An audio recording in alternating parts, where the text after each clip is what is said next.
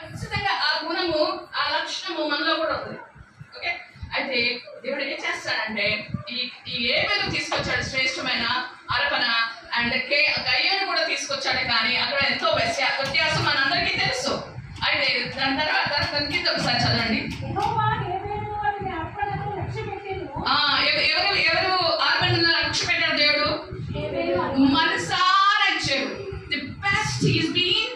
ఇది పుట్టింది కదా, ఇది నేను దేవుడికి ఇవ్వాలా, ఇప్పుడు ఇది పెరుగుతోంది కదా, ఇది నేను దేవుడికి తీసి పెట్టాలా, ఇది చక్కగా ఉంది, అందంగా ఉంది, బాగుంది, ముద్దుగా ఉంది, ఇది చక్కగా ఉంది, ఇది దేవుడికి చాలా ఇష్టమైనది అంటే దేవుని దేవుని ఒక గుణగణాలు దేవుడు ఎరిగి ఉన్నాడు అనమాట.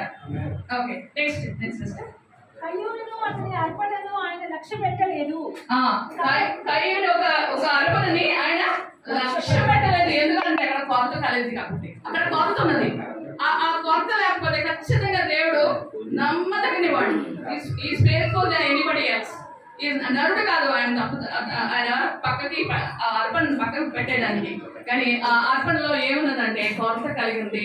ఎందుకంటే నేను శ్రమ పడ్డాను, నా రక్తము ఓడ్చాను, ఎండకు ఆనకు నేను శ్రమ పడ్డాను, నేను ఎందుకు ఇవ్వాలి? ఇది నా ఇంటికి, నా పిల్లలకి, అవునా కదా? This is for my